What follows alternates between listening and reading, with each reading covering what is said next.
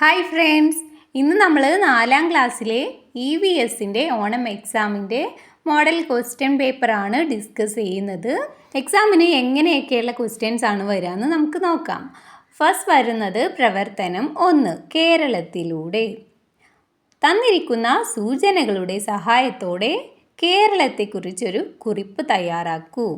ഇവിടെ താഴെ കേരളത്തെക്കുറിച്ചുള്ള 3-4 പോയിൻറ്റ്സ് തന്നിട്ടുണ്ട് അല്ലേ. അത് ഉപയോഗിച്ചിട്ട് ആ പോയിൻറ്റ്സ് ഉൾപ്പെടുത്തിയിട്ട് കേരളത്തെക്കുറിച്ച് ഒരു കുറിപ്പ് നിങ്ങളോട് തയ്യാറാക്കാനാണ് പറഞ്ഞിട്ടുള്ളത്. എന്തൊക്കെ പോയിൻറ്റ്സാണ് തന്നിട്ടുള്ളത്? 1956 നവംബർ 1 രൂപം കൊണ്ടു. ദെൻ ഇന്ത്യയിൽ ഭാഷാടിസ്ഥാനത്തിൽ രൂപം കൊണ്ട സംസ്ഥാനങ്ങളിലൊന്നാണ്. ദെൻ 14 ജില്ലകൾ, തലസ്ഥാനം തിരുവനന്തപുരം, പ്രകൃതി സുന്ദരമായ നാട്. ഇതൊക്കെയാണ് തന്നിട്ടുള്ളത്. ഈ പോയിൻ്റൊക്കെ ഉപയോഗിച്ചുകൊണ്ടാണ് നിങ്ങൾ കുറിപ്പ് എഴുതേണ്ടത്. ഓക്കെ, ദെൻ എന്തൊക്കെ എഴുതാം? ഇന്ത്യക്ക് സ്വാതന്ത്ര്യം ലഭിച്ച 9 വർഷം കഴിഞ്ഞപ്പോഴാണ് കേരള സംസ്ഥാനം രൂപം കൊണ്ടത്. 1956 നവംബർ 1 ഇന്ത്യയുടെ അറ്റത്ത് നമ്മുടെ കൊച്ചു കേരളം രൂപം കൊണ്ടത്. ഇന്ത്യയിൽ ഭാഷാടിസ്ഥാനത്തിൽ രൂപം കൊണ്ട സംസ്ഥാനങ്ങളിൽ ഒന്നാണ് കേരളം. ഇന്ന് 14 ജില്ലകളുള്ള കേരളത്തിൻ്റെ തലസ്ഥാനം തിരുവനന്തപുരമാണ്. ദൈവത്തിൻ്റെ സ്വന്തം നാട് എന്ന പേരിൽ പ്രശസ്തമായ നാടാണ് കേരളം.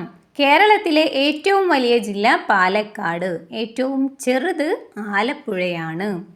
പച്ചപ്പ് നിറഞ്ഞ പാടങ്ങളും പർവ്വത ശിഖരങ്ങളും നദികളും കാടുകളും മലകളും വെള്ളച്ചാട്ടങ്ങളുമാണ് നമ്മുടെ കേരളത്തെ മനോഹരമാക്കുന്നത്. ഓക്കെ, അപ്പോൾ കണ്ടല്ലോ എങ്ങനെയൊക്കെയാണ് നമ്മൾ കുറിപ്പ് എഴുതുന്നത് എന്ന്. ആ തന്നിരിക്കുന്ന പോയിന്റുകൾ ഒന്ന് വിശദമാക്കി എഴുതിയാൽ മതി. ദെൻ നിങ്ങൾക്ക് അറിയാവുന്ന പോയിന്റുകൾ എക്സ്ട്രാ നിങ്ങൾക്ക് അതിൽ കൂട്ടിച്ചേർത്ത് എഴുതാം. അടുത്തത് B ആണ്. താഴെ തന്നിട്ടുള്ളവയിൽ കേരളത്തിൻ്റെ സംസ്ഥാന ചിഹ്നങ്ങളായവ കണ്ടെത്തി വട്ടം വരയ്ക്കുക. താഴെ കുറച്ച് കാര്യങ്ങൾ പറഞ്ഞിട്ടുണ്ടല്ലേ, എന്തൊക്കെയാണെന്ന് നോക്കാം. തേക്ക്, ആന, ആൽമരം, കണിക്കൊന്ന, കരിമീൻ, കടുവ, തെങ്ങ്, വരയാട്. ഇതിൽ കേരളത്തിൻ്റെ സംസ്ഥാന ചിഹ്നങ്ങളായി വരുന്നത് ഇതിലേതൊക്കെയാണ് എന്നാണ് ചോദിച്ചിട്ടുള്ളത്. ഓക്കെ, ഏതൊക്കെയാണ് വരുന്നത്? ആന, കണിക്കൊന്ന, കരിമീൻ, തെങ്ങ്. ഇതൊക്കെയാണ് കേരളത്തിൻ്റെ സംസ്ഥാന ചിഹ്നങ്ങളായിട്ട് വരുന്നത്. ദെൻ അടുത്ത ചോദ്യം, കേരളത്തിലെ ഏറ്റവും ചെറിയ ജില്ല ഏത്? ഏതാണ് ഏറ്റവും ചെറിയ ജില്ല? ആലപ്പുഴയാണ് അല്ലേ. ഓക്കെ, ദെൻ അടുത്ത പ്രവർത്തനം 2, നാം നമ്മുടെ പരിസ്ഥിതി ദിനാചരണത്തോടനുബന്ധിച്ച് പരിസര മലിനീകരണം എന്ന വിഷയത്തിൽ മിന്നു വരച്ച ചിത്രമാണ് ചുവടെ നൽകിയിരിക്കുന്നത്. ഓക്കെ, താഴെ ഒരു ചിത്രം തന്നിട്ടുണ്ട് അല്ലേ. അതാര് വരച്ചതാന്ന് പറയുന്നത്? മിന്നു എന്ന് പറയുന്ന ഒരു കുട്ടി പരിസ്ഥിതി ദിനാചരണത്തോടനുബന്ധിച്ച് പരിസര മലിനീകരണത്തെക്കുറിച്ച് ഒരു ചിത്രം വരയ്ക്കാൻ പറഞ്ഞപ്പോൾ വരച്ചിട്ടുള്ളതാണ് അല്ലേ. സോ ഇതിലെന്തൊക്കെ കാണാം നമുക്ക്? മരങ്ങളൊക്കെ വെട്ടിമുറിച്ചിട്ടുണ്ട്, ഒരു ഫാക്ടറിയിൽ നിന്ന് പുക ഇങ്ങനെ വരുന്നുണ്ട്, ദെൻ അതുപോലെ ആ കുളത്തിലൊക്കെ നിറയെ പ്ലാസ്റ്റിക് മലിനീകരണങ്ങളൊക്കെ കിടക്കുന്നുണ്ട് അല്ലേ. ഇവിടെ ഒരു ക്വസ്റ്റ്യൻ തന്നിട്ടുണ്ട്. ചിത്രത്തിലേതുപോലെ പരിസ്ഥിതിക്ക് ദോഷകരമായ എന്തെല്ലാം പ്രവർത്തനങ്ങളാണ് മനുഷ്യർ നടത്തുന്നത്? പട്ടിക പൂർത്തീകരിക്കൂ. ഇവിടെ ചിത്രത്തിൽ നമ്മൾ കണ്ടുല്ലേ പരിസ്ഥിതിയെ മലിനമാക്കാൻ വേണ്ടിയിട്ട് ഒരുപാട് കാര്യങ്ങൾ ചെയ്യുന്നത്. ദെൻ അതുപോലെ വേറെ എന്തെല്ലാം പ്രവർത്തികളാണ് മനുഷ്യർ പരിസ്ഥിതിക്ക് ദോഷകരമായിട്ട് ചെയ്യുന്നത് എന്നാണ് ചോദിക്കുന്നത്. സോ എന്തൊക്കെയാണ്? ഇവിടെ ഒരു പോയിന്റ് തന്നിട്ടുണ്ട്, വനനശീകരണം അല്ലേ. കാടൊക്കെ വെട്ടി നശിപ്പിക്കുന്നുണ്ട്. ദെൻ അടുത്തത് എന്തെഴുതാം? ഫാക്ടറിയിൽ നിന്നുള്ള വിഷപ്പുക. പിന്നെ അടുത്തത് പ്ലാസ്റ്റിക് മാലിന്യങ്ങൾ വലിച്ചെറിയുന്നതും കത്തിക്കുന്നതും. ദെൻ മണൽ വാരുന്നത്. ദെൻ ഫോസിൽ ഇന്ധനങ്ങൾ കത്തിക്കുന്നത്. അടുത്തത് B, പരിസ്ഥിതി സംരക്ഷണ സന്ദേശം ഉൾക്കൊള്ളുന്ന ഒരു പോസ്റ്റർ തയ്യാറാക്കുവാൻ മിന്നു തീരുമാനിച്ചു. നിങ്ങളും ഒരു പോസ്റ്റർ തയ്യാറാക്കൂ. എന്താണ്? പരിസ്ഥിതി സംരക്ഷണത്തെക്കുറിച്ചുള്ള ഒരു മെസ്സേജ്, ഒരു സന്ദേശം ഉൾപ്പെടുത്തിയിട്ടുള്ള ഒരു പോസ്റ്ററാണ് തയ്യാറാക്കാൻ പറഞ്ഞിട്ടുള്ളത്. സോ പോസ്റ്റർ എങ്ങനെയാണ് തയ്യാറാക്കുന്നത്? പോസ്റ്ററിൽ ആ തന്നിട്ടുള്ള വിഷയം എന്താണോ, എന്തിനെക്കുറിച്ചാണോ തയ്യാറാക്കാൻ പറഞ്ഞിട്ടുള്ളത്, അതുമായി ബന്ധപ്പെട്ട ഒരു ചിത്രം നല്ല മനോഹരമായിട്ട് വരയ്ക്കുക. ഇവിടെ നമുക്ക് പരിസ്ഥിതി സംരക്ഷണമാണ് അല്ലേ. അപ്പോൾ ഇവിടെ കണ്ടില്ലേ പരിസ്ഥിതി? ഒരു സൈഡിൽ നല്ല മനോഹരമായിട്ടുള്ള പ്രകൃതിയാണ്, മറ്റേ സൈഡിൽ ആകെ മലിനമായിട്ടുള്ള ഒരു പ്രകൃതിയുടെ ചിത്രമാണ് കൊടുത്തിട്ടുള്ളത്. then ഇതുപോലെ എന്തെങ്കിലും നല്ല മനോഹരമായ ചിത്രം വരയ്ക്കുക. എന്നിട്ട് അതിനൊരു മെസ്സേജ്, എന്തെങ്കിലും ഒരു സന്ദേശം കൂടി എഴുതുക. ഇവിടെ എന്താ എഴുതിയിട്ടുള്ളത്? പ്രകൃതിയെ സംരക്ഷിക്കൂ, ഭൂമിയെ രക്ഷിക്കൂ. അടുത്തത്, ഒരു പ്രത്യേക പ്രദേശത്തെ പരസ്പരം ആശ്രയിക്കുന്ന ജീവിയവും അജീവീയവുമായ ഘടകങ്ങൾ ഉൾപ്പെട്ടതാണ് ഒരു ഡാഷ് എന്ന് കൊടുത്തിട്ടുണ്ട്. എന്താണ്? അതിനെ നമ്മൾ ആവാസ വ്യവസ്ഥ എന്നാണ് പറയുന്നത്. അടുത്തത് പ്രവർത്തനം 3, സസ്യലോകം. തൻ്റെ വീട്ടുപരിസരത്ത് മിന്നു കണ്ട ചില സസ്യങ്ങളുടെ പേരുകളും പ്രത്യേകതകളുമാണ് താഴെ നൽകിയിരിക്കുന്നത്. തന്നിരിക്കുന്ന വിവരങ്ങൾ ക്രമപ്പെടുത്തി ചുവടെ തന്നിരിക്കുന്ന ആശയഭൂപടം പൂർത്തിയാക്കൂ. മിന്നു അവളുടെ വീടിൻ്റെ പരിസരത്ത് കണ്ടിട്ടുള്ള സസ്യങ്ങളും അവയുടെ പേരും പ്രത്യേകതകളൊക്കെയാണ് താഴെ തന്നിട്ടുള്ളത്. ഇനി അവയെല്ലാം ഉപയോഗിച്ചിട്ട് നിങ്ങൾ താഴെ തന്നിരിക്കുന്ന ആ ഒരു ആശയഭൂപടം പൂരിപ്പിക്കുക.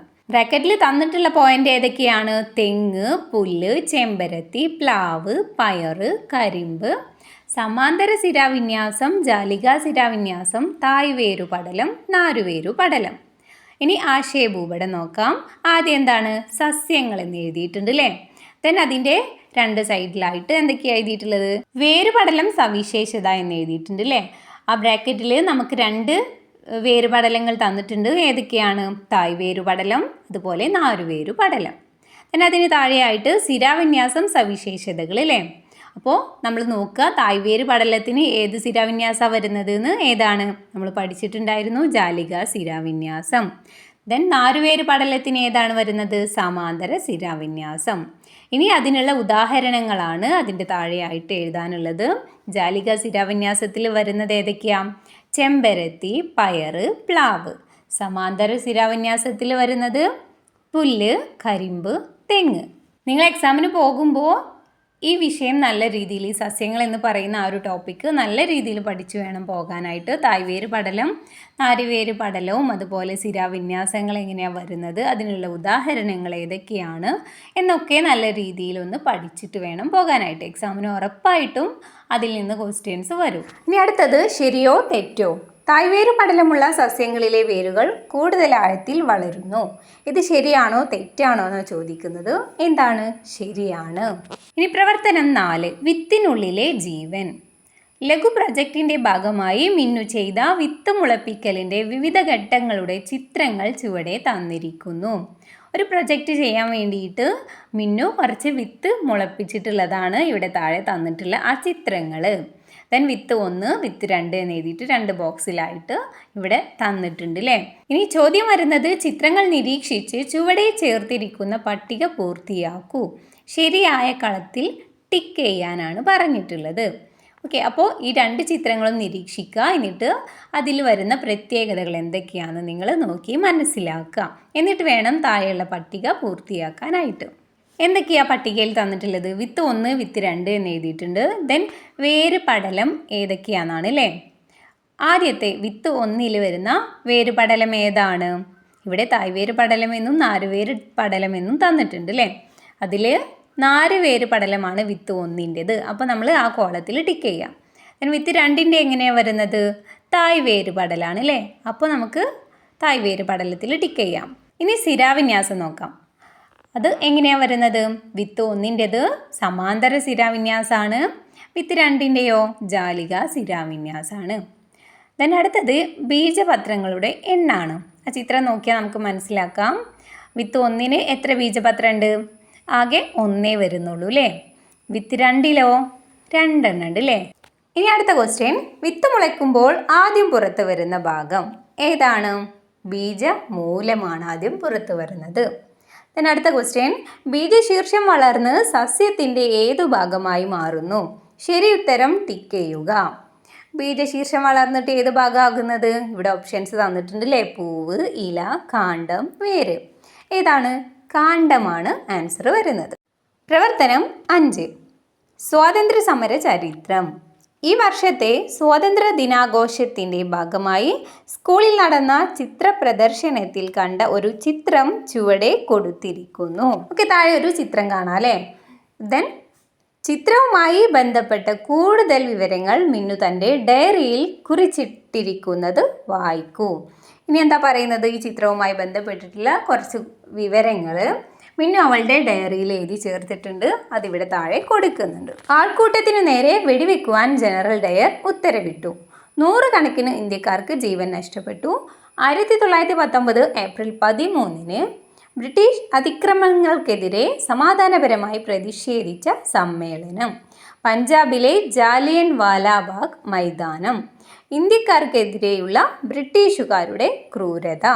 ഇതൊക്കെയാണ് മിന്നു എഴുതിയിട്ടുള്ള പോയിന്റുകൾ. ഇനി ഡയറിയിലെ സൂചനകൾ ഉപയോഗിച്ച് ഈ സംഭവത്തെക്കുറിച്ചൊരു കുറിപ്പ് തയ്യാറാക്കൂ. ഉചിതമായ തലക്കെട്ട് കൂടി നൽകണം. ഓക്കെ, ഇവിടെ ഈ പോയിന്റ് എല്ലാം ഉപയോഗിച്ചിട്ട് നിങ്ങളോട് ഒരു കുറിപ്പ് തയ്യാറാക്കാനാണ് പറഞ്ഞത്. നമ്മൾ ഇതിലെ ഫസ്റ്റത്തെ പ്രവർത്തനത്തിൽ ചെയ്ത പോലെ തന്നിരിക്കുന്ന പോയിന്റുകൾ വികസിപ്പിച്ച് ഒരു കുറിപ്പ് തയ്യാറാക്കാനുള്ള ഒരു ആക്ടിവിറ്റിയാണിത്. ഓക്കെ, എങ്ങനെ എഴുതാം?